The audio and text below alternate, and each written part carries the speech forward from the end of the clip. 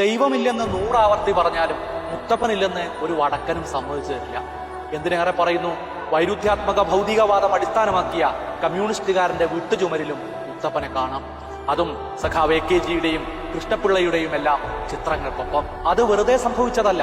കമ്മ്യൂണിസത്തിന്റെ നാട്ടുവേരുകൾ എവിടെയാണെന്ന് ആ ജനതയ്ക്ക് നന്നായി അറിയാം. വടക്കൻ കേരളത്തിൽ ജന്മി നാടുവാഴിത്തത്തിനെതിരായി ഉയർന്നു വന്ന ആദ്യത്തെ ശബ്ദം മുത്തപ്പന്റേതായിരുന്നു.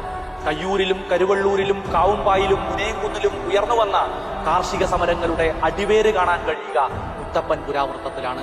കോട്ടയൻ രാജാക്കന്മാരുടെ കോട്ട പിടിച്ചെടുത്ത് പൂഴ്ത്തിവെച്ച ഭക്ഷ്യധാന്യങ്ങൾ പാവങ്ങൾക്ക് വിതരണം ചെയ്ത മുത്തപ്പന്റെ പോരാട്ടമാണിവിടെ കാർഷിക വിപ്ലവങ്ങളുടെ ആദ്യ മാതൃക.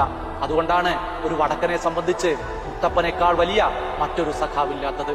ഒരു വടക്കനും കമ്മ്യൂണിസ്റ്റ് മാനിഫെസ്റ്റോ വായിച്ചല്ല കമ്മ്യൂണിസം പഠിച്ചത്. ജാതി മത ലിംഗഭേദങ്ങൾക്കപ്പുറത്ത് പണത്തിന്റെ കെട്ട് തൂക്കി നോക്കാതെ വലുപ്പച്ചെറുപ്പമില്ലാതെ മനുഷ്യനെ മനുഷ്യനായി കാണുന്ന മുത്തപ്പന്റെ രാഷ്ട്രീയത്തിൽ നിന്നുകൂടിയാണ്. പെറ്റതൊന്ന് ഒക്കത്തെടുത്തതൊന്ന് എന്ന ഭേദം മുത്തപ്പനില്ല. അതുകൊണ്ട് വിശ്വാസികൾക്ക് മാത്രമല്ല അവിശ്വാസികൾക്കും ആ വൃദ്ധ ദൈവം വന്ന് കൈപിടിക്കുമ്പോൾ മനസ്സ് നിറയും. തലമുറകൾക്കപ്പുറത്തു നിന്ന് സങ്കടങ്ങൾ വായിച്ചറിഞ്ഞെത്തിയ ആരോ വന്ന് മൂർധാവിൽ തൊടുന്നതുപോലെ തോന്നും.